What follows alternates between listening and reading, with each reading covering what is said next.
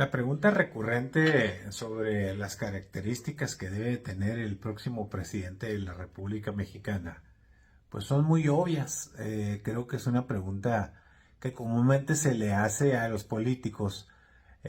sobre todo a los líderes nacionales de los partidos políticos, incluso al presidente de la República en turno. Y casi todos contestan una serie de generalidades, y comúnmente pues hablan de las características que debe de tener un líder político. Nunca te dicen con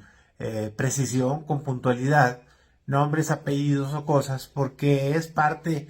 del argot político, pues el cuidar las formas para no tener compromisos o no tener expresiones que se excedan de lo que implica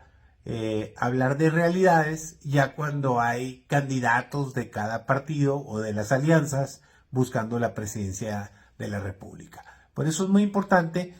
tener muy claro cuáles son las características que debe tener las personas que aspiren a gobernar México. Una de ellas, sin lugar a dudas, tendrá que ser la honestidad y la integridad, porque es importante que un político sea honesto, pero que además tenga la capacidad de tomar sus propias decisiones, las más importantes de acuerdo a los intereses del país y de su gente. Tomemos en cuenta que México es un país muy plural, con distintas regiones. De hecho, cada uno de los 32 entidades federativas que tiene México, y no se diga sus respectivos municipios, tienen tantas idiosincrasias y maneras de ser, que eso es lo que nos hace tan plurales y tan complejos a la vez para tomar decisiones. Una característica sine qua non que debe tener cualquiera que aspire a gobernar nuestro país es visión y liderazgo. Porque un político debe tener una clara visión de cómo llevar el país hacia el futuro inmediato, es decir, cuando menos hacia los 6 años que le toca gobernar, y dejar las bases para los siguientes años, que es algo de lo que hemos adolecido últimamente, porque una cosa es lo que probablemente se planeó por allá en 2017 y 2018 cuando se llegó al poder, y otra cosa es lo que estamos viviendo ahorita, tomando en cuenta que hay circunstancias exógenas o externas o ajenas al gobernante en turno, en este caso al actual presidente, que nos permiten tener una modalidad diferente. Y es evidente en el caso de México que existan las suspicacias de que quien va a gobernar los próximos 6 años pueda tener influencia del actual gobernante en el poder, sobre todo porque es la primera vez que un movimiento convertido en partido político también llega al poder, y lo más lógico es suponer o presuponer que en aras del movimiento continuar con las políticas de quien está ejerciendo el poder. Y esas pues son cosas de la vida real que no se pueden eludir, pero ya depende de la gente, depende de la democracia, depende de los ciudadanos, de los electores, de todos los que participan en una elección presidencial, el por dónde se van y cómo se van en función de lo que piensen. Por eso no solo hay que tener visión de que lo que quieres hacer, sino también liderazgo. Y el liderazgo comúnmente se ratifica o se reitera de nueva cuenta en las urnas. Si tu liderazgo realmente es compatible con lo que la gente quiere, piensa y desea para el futuro, entonces votan por tu partido o por tu candidato, y ya después dependerá del nuevo presidente si deja que el movimiento sea el que gobierne, el que le diga qué hacer las cosas, o ejerce su capacidad constitucional de haber sido electo presidente de los Estados Unidos mexicanos, que recae en una sola persona, es un cargo unipersonal, y ejercer el poder. Y obviamente otro de los elementos básicos para un presidente de la República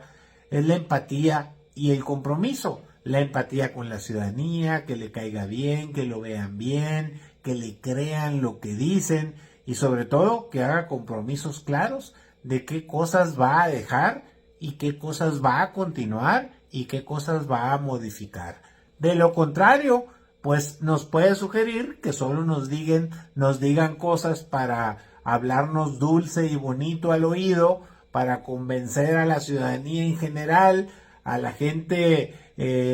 medianamente informada,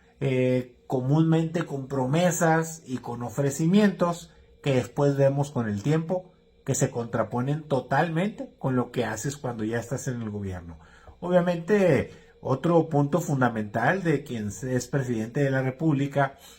particularmente en nuestro país, son las habilidades de comunicación. Es decir, tener la capacidad de conectarte de manera efectiva con la gente y explicar los planes y las decisiones de manera clara y concisa. Aquí ha habido una gran conectividad del actual gobierno con la gente, pero no ha habido explicaciones del por qué suceden cosas o por qué se toman decisiones, si realmente se consultan a grupos muy reducidos o la otra, se gobierna solo para los tuyos, los que simpatizan contigo, y el resto son opositores, adversarios, casi enemigos, y entonces es cuando en vez de gobernar, divides y haces partidocracia, es decir, gobiernas para tu partido y para tus simpatizantes, y a los demás los mandas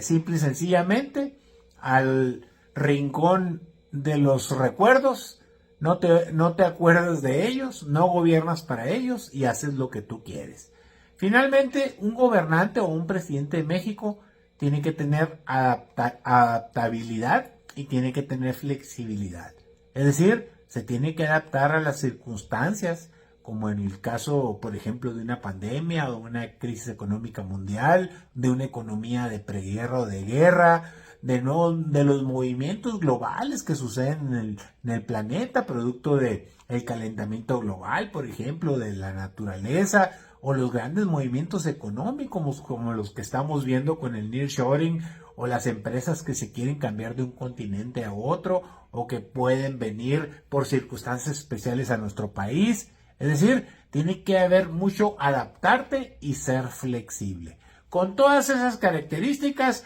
usted será el más adecuado para sacar sus conclusiones de si vamos por la vía correcta, de que cuando menos por un lado hay 3 claros precandidatos donde habrá de salir uno o una, en el caso de los que están en el poder, y los que están en la oposición, pues tendrán que empezar a enseñar sus cartas, tendrán que decir claramente quién o quiénes pueden ser los candidatos o los precandidatos para llegar en algún momento, seguramente los primeros días de enero del año 2024, cuando se tengan candidatos oficiales de los partidos políticos o de las alianzas a la presidencia de México. Ese es mi punto de vista, así lo veo y así respondo a las inquietudes y comentarios que he recibido tanto en Facebook como en TikTok.